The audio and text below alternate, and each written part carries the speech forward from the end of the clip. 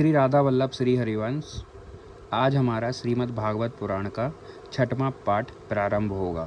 अगर आपको नहीं पता, मैंने यह सीरीज़ स्टार्ट की है जिसमें श्रीमद् भागवत पुराण को मैं बिल्कुल सामने पढ़कर आप लोगों के लिए पाठ बाय पाठ वीडियो बनाऊंगा, जो कि यूट्यूब पे अपलोड करूंगा, जिससे आप सभी को गजब पुराण है, ये बहुत सुंदर पुराण है, उसका ज्ञान सभी को मिल पाए। मैं तो दुआ करूँगा सभी सनातनी हिंदू प्लीज़ इसको सुने ज़रूर, वो भी रूटीन में डेली एक पाठ सुने, बहुत अनमोल ज्ञान मिलेगा आप सभी को। चलिए आज का पाठ शुरू करते हैं। सप्ताह यज्ञ की विधि, मतलब 7 दिनों की जो भागवत पुराण बैठाई जाती है उसकी विधि, एक्चुअल विधि क्या है भागवत पुराण के हिसाब से। श्री सनकादि जी कहते हैं, नारद जी अब हम आपको सप्ताह श्रवण की विधि बताते हैं। यह विधि प्रायः लोगों की सहायता और धन से साध्य कही गई है। पहले तो यत्न पूर्वक ज्योतिषी को बुलाकर मुहूर्त पूछना चाहिए तथा विवाह के लिए जितने धन का प्रबंध किया जाता है उतने ही धन की व्यवस्था इसके लिए करनी चाहिए। कथा आरंभ करने में भाद्रपद, अश्विन, कार्तिक, मार्गशीर्ष, आषाढ़ और श्रावण, ये 6 महीने श्रोताओं के लिए मोक्ष की प्राप्ति के कारण हैं। देवर से इन महीनों में भी भद्रा, व्यतिपात आदि कुयोगों को सर्वदा त्याग देना चाहिए तथा दूसरे लोग जो शाही हो उन्हें अपना सहायक बना लेना चाहिए। फिर प्रयत्न करके देश देशांतरों में यह संवाद भेजना चाहिए कि यहाँ कथा होगी। सब लोगों को सपरिवार पधारना चाहिए। स्त्री और शूद्रादि भगवत कथा एवं संकीर्तन से दूर पड़ गए हैं, उनको भी सूचना हो जाए ऐसा प्रबंध करना चाहिए। देश देश में जो व्रत वैष्णव और हरि कीर्तन के प्रेमी हों उनके पास निमंत्रण पत्र अवश्य भेजें। उसे लिखने की विधि इस प्रकार बताई गई है कि महानुभावों, यहाँ 7 दिन तक सत्पुरुषों का बड़ा दुर्लभ समागम रहेगा और अपूर्व रसमय श्रीमद् भागवत की कथा होगी। आप लोग भगवत दृश्य के रसिक हैं, अंतः श्रीमद् भागवत मृत पान करने के लिए प्रेम पूर्वक शीघ्र ही पधारने की कृपा करें। यदि आपको विशेष अवकाश ना हो तो भी एक दिन के लिए अवश्य ही कृपा करनी चाहिए, क्योंकि यहाँ तो एक क्षण भी अत्यंत दुर्लभ है। इस प्रकार विनय पूर्वक उन्हें निमंत्रण करें। जो लोग आएँ उनके लिए यथोचित इस निवास स्थान का प्रबंध करें। कथा का श्रवण किसी तीर्थ में, वन में अथवा अपने घर पर भी अच्छा माना गया है। जहाँ लंबा चौड़ा मैदान हो वहीं कथा स्थल रखना चाहिए। भूमि का शोधन, मार्जन और लेपन करके रंग बिरंगी धातुओं से चौक पूरे। घर की सारी सामग्री उठाकर एक कोने में रख दें। 5 दिन पहले से ही यत्न पूर्वक बहुत से बिछौने के वस्त्र एकत्र कर लें तथा केले के खंभों से सुशोभित एक ऊंचा मंडप तैयार कराएं। उसे सब ओर फल, पुष्प, पत्र और चांदोबों से अलंकृत करके और चारों ओर झंडियां लगाकर तरह तरह के सामानों से सजा दें। उस मंडप में उस ऊंचाई पर 7 विशाल लोकों की कल्पना करें और उनमें वृक्त ब्राह्मणों को बुला बुलाकर बैठाएं। आगे की ओर उनके लिए वहां यथोचित आसन तैयार करें। इनके पीछे वक्ता के लिए भी एक दिव्य सिंहासन प्रबंध करें। यदि वक्ता का मुख उत्तर की ओर रहे तो श्रोता पूर्व विमुख होकर बैठें, और यदि वक्ता पूर्व विमुख रहे तो श्रोता उत्तर की ओर मुख करके बैठना चाहिए, अथवा वक्ता और श्रोता को पूर्व मुख होकर बैठना चाहिए। देश काल आदि जानने वाले महानुभावों ने श्रोताओं के लिए ऐसा ही नियम बताया है, जो वेद शास्त्र की स्पष्ट व्याख्या करने में समर्थ हैं, तरह तरह के दृष्टांत दे सकता हो तथा विवेकी और अत्यंत निष्प्रह हो, ऐसे वृत्त विष्णु भक्त ब्राह्मण को वक्ता बनाना चाहिए। श्रीमद् भागवत के प्रवचन में ऐसे लोगों को नियुक्त नहीं करना चाहिए जो पंडित होने पर भी अनेक धर्मों के चक्कर में पड़े हुए स्त्री लंपट और पाखंड के प्रचारक हों। वक्ता के पास ही उसकी सहायता के लिए एक वैसा ही विद्वान और स्थापित करना चाहिए। वह भी सब प्रकार के संशयों की निवृत्ति करने में समर्थ और लोगों को समझाने में कुशल हो। कथा प्रारंभ के दिन से एक दिन पूर्व व्रत ग्रहण करने के लिए वक्ता को छोर करा लेना चाहिए तथा अरुणोदय के समय सोच से निवृत्त होकर अच्छी तरह स्नान करें और संध्यादि अपने नित्य कर्मों को संक्षेप में समाप्त करके कथा के विघ्नों की निवृत्ति के लिए गणेश जी का पूजन करें। तदंतर पितृगण का तर्पण कर पूर्व पापों की शुद्धि के लिए प्रायश्चित करें। एक मंडप बनाकर उसमें श्री हरि को स्थापित करें। फिर भगवान श्री कृष्ण को लक्ष्य करके मंत्र उच्चारण पूर्वक क्रमशः षोडशोपचार विधि से पूजन करें और उसके पश्चात प्रदक्षिणा तथा नमस्कार आदि कर इस प्रकार स्तुति करें। करुणा निधान, मैं संसार सागर में डूबा हुआ और बड़ा हीन हूँ। कर्मों के मोह रूपी ग्राह ने मुझे पकड़ रखा है। आप इस संसार सागर से मेरा उद्धार कीजिए। इसके पश्चात धूप दीप आदि सामग्रियों से श्रीमद् भागवत की भी बड़े उत्साह और प्रीति पूर्वक विधि विधान से पूजा करें। फिर पुस्तक के आगे नारियल रखकर नमस्कार करें और प्रसन्न चित्त से इस प्रकार स्तुति करें। श्रीमद् भागवत के रूप में आप साक्षात श्री कृष्ण चंद्र की विराजमान हैं।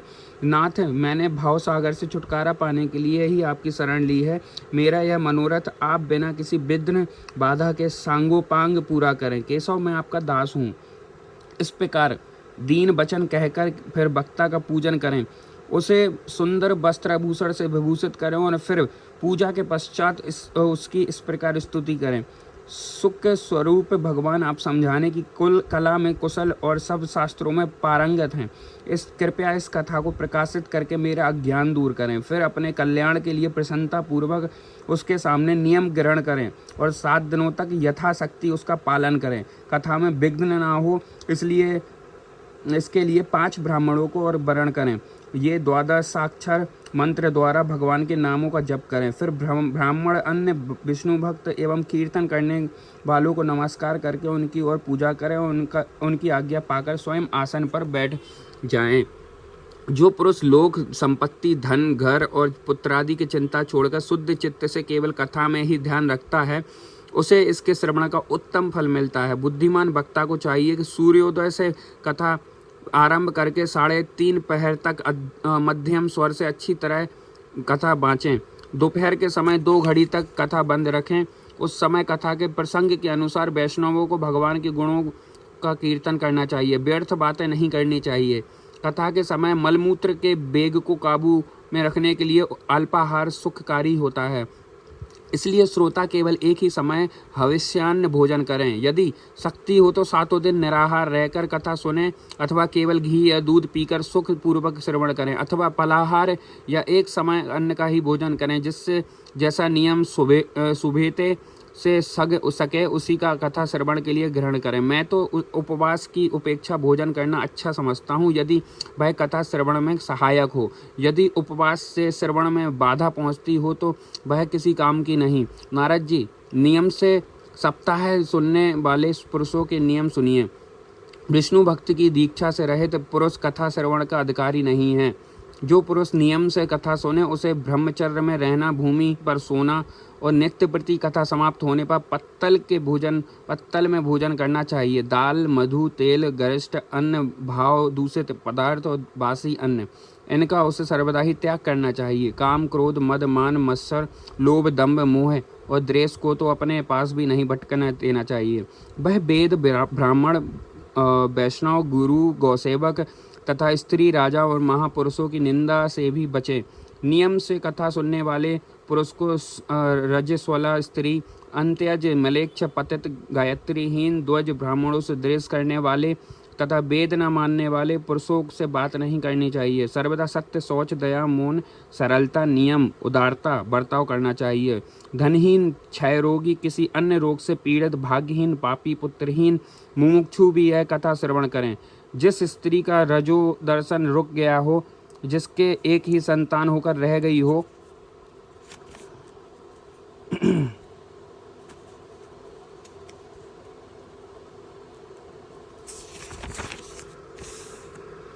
बांझ हो, जिसकी संतान होकर मर जाती हो अथवा जिसका गर्भ गिर जाता हो, वह यत्न पूर्वक इस कथा को सुने। वे सब यदि विधिवत कथा सुने तो उन्हें अक्षय फल की प्राप्ति हो सकती है। यह अत्युत्तम दिव्य कथा करोड़ों यज्ञों का फल देने वाली है। इस प्रकार इस व्रत की विधियों का पालन करके फिर उद्यापन करें। जिन्हें इसके विशेष फल की इच्छा हो वे जन्माष्टमी व्रत के समान इस कथामृत व्रत का उद्यापन करें, किंतु जो भगवान के अकिंचन भक्त हैं उनके लिए उद्यापन का कोई आग्रह नहीं है। वे श्रवण से ही पवित्र हैं, क्योंकि वे तो निष्काम भगवत भक्त हैं। इस प्रकार यह सप्ताह यज्ञ समाप्त हो जाए तब श्रोताओं को अत्यंत भक्ति पूर्वक पुस्तक और वक्ता की पूजा करनी चाहिए। फिर वक्ता श्रोताओं को प्रसाद तुलसी प्रसादी मालाएं दें तथा सब लोग मृदंग और झांझ की मनोहर ध्वनि से सुंदर कीर्तन करें, जय जयकार नमस्कार शंख ध्वनि का घोष कराएं तथा ब्राह्मण और याचकों को धन और अन्न दें। श्रोता व्रत हो तो कर्म की शांति के लिए दूसरे दिन गीता पाठ करें, गृहस्थ हो तो हवन करें। उसी हवन में 10वें स्कंद का एक एक श्लोक पढ़कर विधि पूर्वक खीर मधु घृत तिल और अन्नादि सामग्रियों से आहुति दें अथवा एकाग्र चित्त से गायत्री मंत्र द्वारा हवन करें, क्योंकि तत्वतः यह महापुराण गायत्री स्वरूप ही है।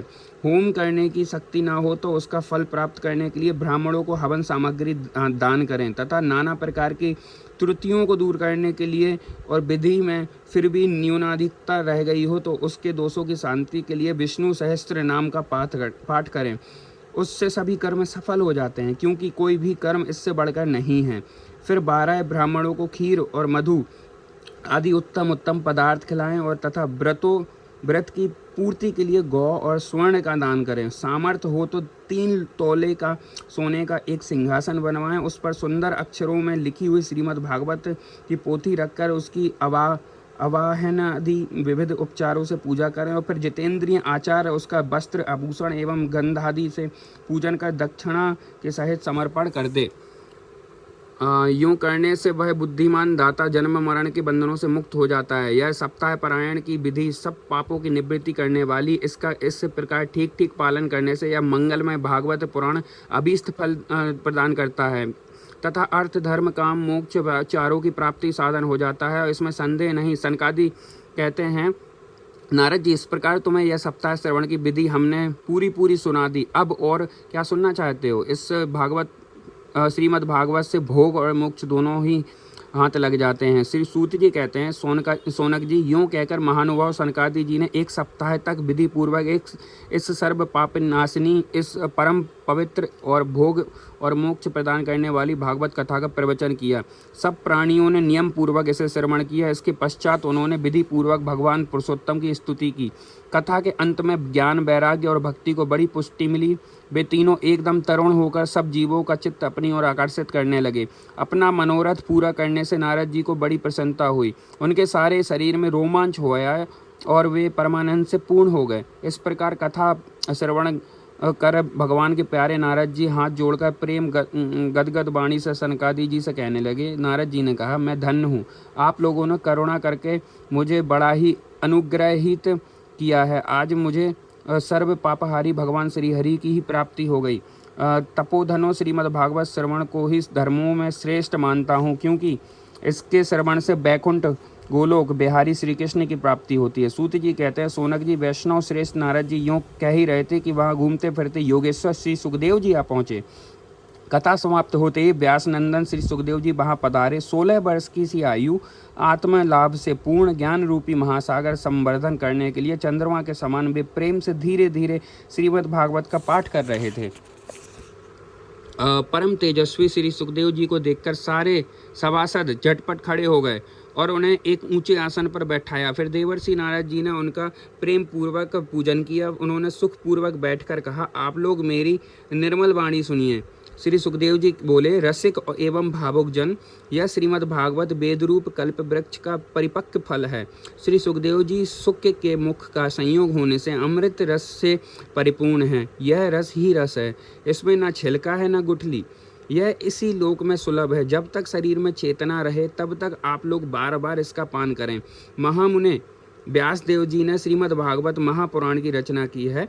इसमें निष्कपट निष्काम परम धर्म का निरूपण है। इसमें शुद्धांतकरण सत्पुरुषों के जानने योग्य कल्याणकारी वास्तविक वस्तु का वर्णन है, जिससे तीनों तापों की शांति होती है। इसका आश्रय लेने पर दूसरे शास्त्र अथवा साधन की आवश्यकता नहीं हो रहती। जब कभी पुण्यात्मा पुरुष इसके श्रवण की इच्छा करते हैं तभी ईश्वर अविलंबन अविलंब उनके हृदय में अवरुद्ध हो जाता है। यह भागवत पुराणों का तिलक और वैष्णवों का धन है। इसमें परमहंसों के प्राप्य विशुद्ध ज्ञान का ही वर्णन किया गया है तथा ज्ञान और वैराग्य और भक्ति के सहित निवृत्ति मार्ग को प्रकाशित किया गया है। जो पुरुष भक्ति पूर्वक इसके श्रवण, पठन और मनन में तत्पर रहता है वह मुक्त हो जाता है। यह रस स्वर्गलोक, सत्यलोक, कैलाश और बैकुंठ में नहीं है। इसलिए भाग्यवान श्रोताओं, तुम इसका खूब पान करो, इसे कभी मत छोड़ो। श्री सूत जी कहते हैं, श्री सुखदेव जी इस प्रकार कह ही रहे थे कि उस सभा के बीचों बीच प्रहलाद, बलि, उद्धव, अर्जुन आदि पार्षदों के सहित साक्षात श्रीहरि प्रकट हो गए। तब देवर्षि नारद ने भगवान और उनके भक्तों की यथोचित पूजा की। भगवान को प्रसन्न देखकर देवर्षि ने उन्हें एक विशाल सिंहासन पर बैठा दिया और सब लोग उनके सामने संकीर्तन करने लगे। उस कीर्तन को देखने के लिए श्री पार्वती जी के सहित महादेव जी और ब्रह्मा जी भी आए। कीर्तन आरंभ हुआ। प्रहलाद जी तो चंचल गति फुर्तीले होने के कारण करताल बजाने लगे। उद्धव जी ने झांझें उठा ली। देवर्षि नारद बीड़ा की ध्वनि करने लगे। स्वर विज्ञान, गान विद्या में कुशल होने के कारण अर्जुन राग अलापने लगे। इंद्र ने मृदंग बजाना आरंभ किया। सनकादि बीच बीच में जय घोष करने लगे और इन सब के आगे श्री सुखदेव जी तरह तरह की सरल अंग भंगी करके भाव बताने लगे। इन सबके बीच में परम तेजस्वी भक्ति, ज्ञान और वैराग्य नटों के समान नाचने लगे। ऐसा अलौकिक कीर्तन देखकर भगवान प्रसन्न हो गए और इस प्रकार कहने लगे, मैं तुम्हारी इस कथा और कीर्तन से बहुत प्रसन्न हूँ। तुम्हारे भक्ति भाव ने इस समय मुझे अपने बस में कर लिया है। अंततः तुम लोग मुझसे वर मांगो। भगवान के ये वचन सुनकर सब लोग बड़े प्रसन्न हुए और प्रेमार्ध चित्त से भगवान से कहने लगे, भगवान, हमारी यह अभिलाषा है कि भविष्य में भी जहाँ कहीं सप्ताह कथा हो वहाँ आप इन पार्षदों के सहित अवश्य पधारें। हमारा यह मनोरथ पूर्ण कर दीजिए। भगवान तथास्तु कहकर अंतर्ध्यान हो गए। इसके पश्चात नारद जी ने भगवान तथा उनके पार्षदों के चरणों को लक्ष्य करके प्रणाम किया और फिर सुखदेव जी आदि तपस्वियों को भी नमस्कार किया। कथा मृत का पान करने से लोगों को बड़ा आनंद हुआ। उनका सारा का सारा मोह नष्ट हो गया। फिर वे सब लोग अपने अपने स्थानों को चले गए। उस समय श्री सुखदेव जी ने भक्ति को उसके पुत्रों सहित अपने शास्त्र में स्थापित कर दिया। इसी से भागवत का सेवन करने से श्री हरि वैष्णवों के हृदय में आ विराजते हैं।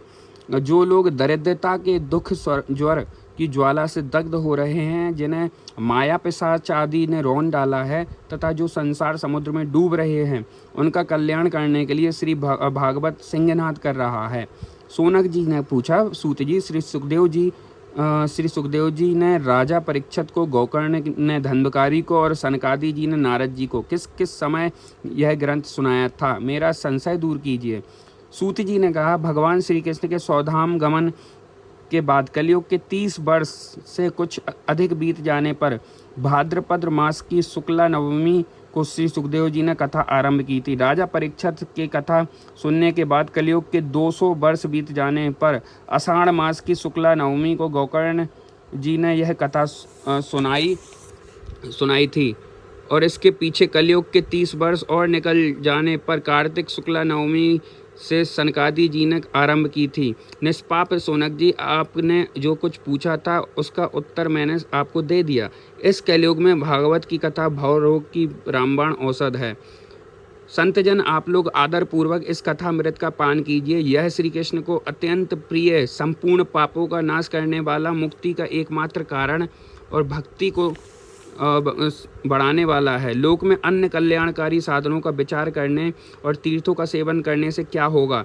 अपने दूत को हाथ में पास लिए देखकर यमराज उसके कान में कहते हैं, देखो, जो भगवान की कथा वर्ता में मत हो रहे हो उनसे दूर रहना। मैं औरों को ही दंड देने की शक्ति रखता हूँ, वैष्णवों को नहीं।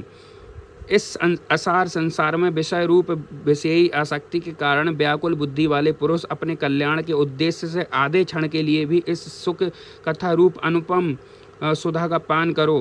प्यारे भाइयों, निंदित कथाओं से युक्त कुपथ में व्यर्थ ही क्यों भटक रहे हो? इस कथा के कान में प्रवेश करते ही मुक्ति हो जाती है। इस बात के साक्षी राजा परीक्षित हैं। श्री सुखदेव जी ने प्रेम रस के प्रभाव में स्थित होकर इस कथा को कहा था। इसका जिसके कंठ में संबंध हो जाता है वह बैकुंठ स्वामी बन जाता है। सूनक जी, मैंने उनके शास्त्रों को देखकर आपको यह परम गोप्य रहस्य अभी अभी सुनाया है। सब शास्त्रों के सिद्धांतों का यह निचोड़ है। संसार में इस सुख शास्त्र से अधिक पवित्र कोई वस्तु नहीं है। अंततः आप लोग परमानंद की प्राप्ति के लिए इस द्वादश स्कंद रूप रस का पान करें। जो पुरुष नियम पूर्वक इस कथा का भक्ति भाव से श्रवण करता है, जो शुद्धांत करण भगवत भक्तों के सामने इस सुनाता है, वे दोनों ही विधि का पूरा पालन करने के कारण इसका यथार्थ फल पाते हैं। उनके लिए त्रिलोकी में कुछ भी असाध्य नहीं रह जाता। श्री कृष्णाम।